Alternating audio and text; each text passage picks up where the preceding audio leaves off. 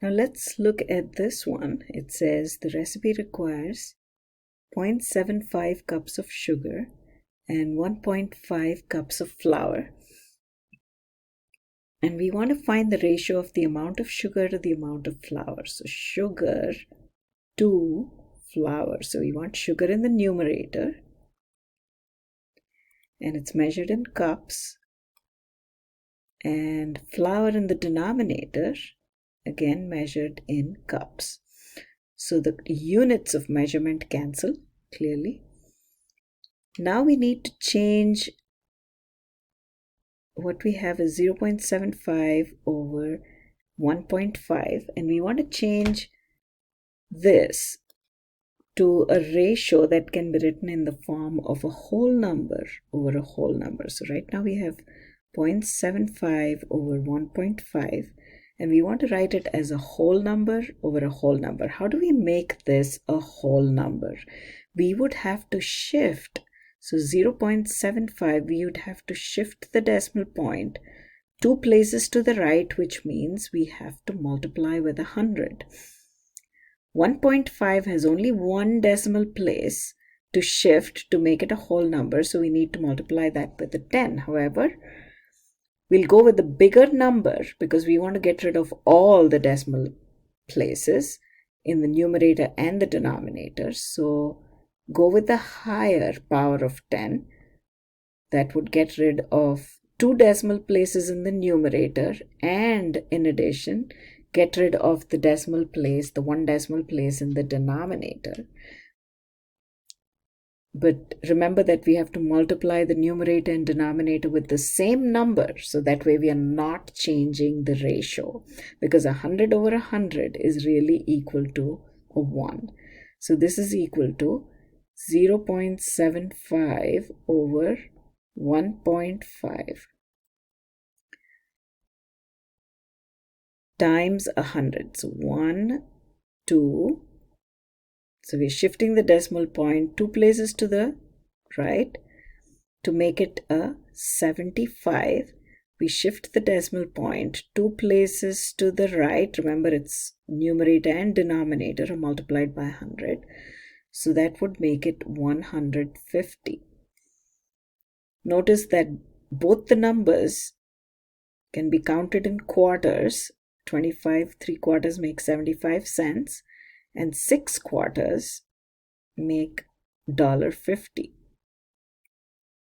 Any number that ends in a 00, 25, 50, or a 75, all are divisible by 25. So 25 and 25 cancel, and we are left with 3 times 1 over 3 times 2. We must cancel as much as possible. So that's 3 times 2. Cancel the 3's and we get 1/2. So the ratio of sugar to flour, to put it very simply, is 1 to 2. Sugar to flour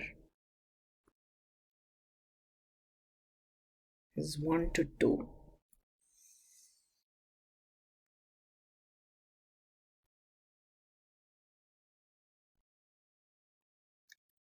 So that's sugar to flour.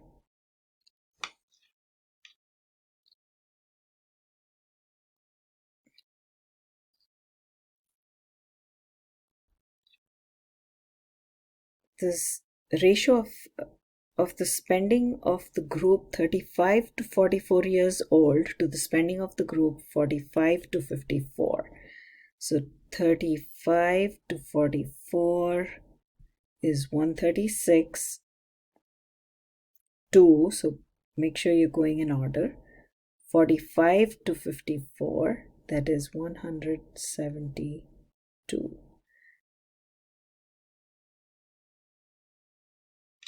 Now if you notice that 4 goes into both, at least 2 does, but let's check if 4 goes into both the numbers. 4 3s are 12, I subtract to get 1. I bring the 6 down. 4 4s are 16. And the denominator is, and the remainder is 0. Now 172, I divide by 4. 4 4s are 16. Subtract to get a 1. Bring the 2 down. 4 times 3 is 12. And that's equal to 0. So this is equal to 4 times 34 over 4 times 43. And this is equal to 34 over 43. So what this means is the spending of the group 35 to 44 years old to the spending of the group 45 to 54 years old is 34 to 43. That's the ratio, 34 to 43. Remember, ratios are treated just like fractions, but you have to remember at the end that what we have is a ratio. Now it says find the ratio of the shortest side to the longest side of the triangle. The shortest side is 4.5. The longest side of the triangle is 8.4 centimeters. So shortest to longest. So shortest has to be in the numerator.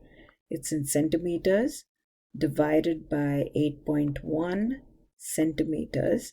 We cancel the centimeters and we have 4.5 over 8.1. Now, we always present ratios as whole numbers. So now we have to make sure that the numerator and denominator are whole numbers. Let's see, shifting the decimal place one place to the right in both would give us whole numbers. So I multiply the numerator and denominator in this case by 10. I'm not changing the ratio or the fraction because 10 over 10 is a 1, and that's why it's important to remember to multiply the numerator and denominator with the exact same number. So we get a 45 over 81. We have to simplify. It's already a whole number, but we need to simplify the ratio. 9 times 5 is 45. 9 times 9 is 81. We cancel the 9s and we are left with 5 over 9.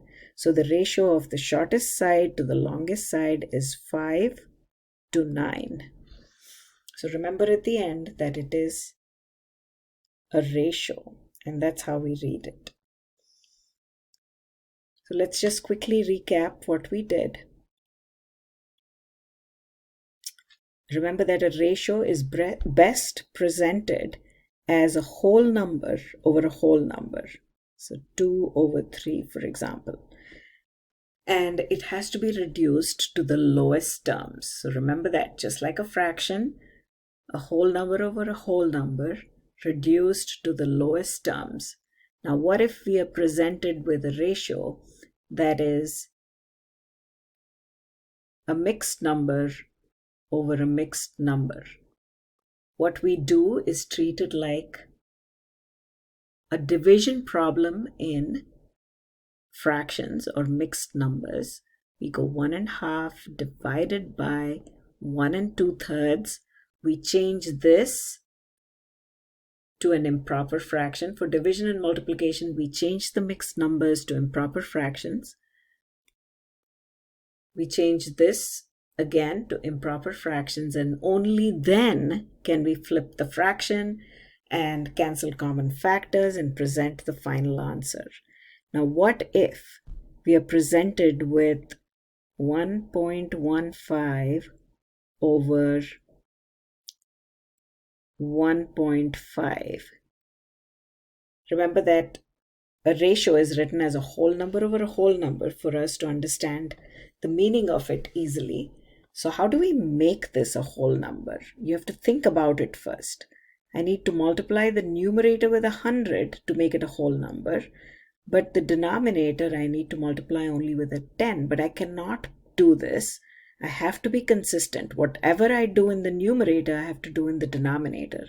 Now, if I multiply with a 10, I'm not going to get rid of the decimal point in the numerator. So what I do is I have to be consistent, so I have to get rid of both the decimal points in the numerator and denominator. So I have to go with the bigger power of 10, which is 100. And then, of course, that makes it a 115, and this is shifted twice, so which makes it a 150. And now we just simplify this to the lowest terms. So these are the three types of problems we did in this particular section.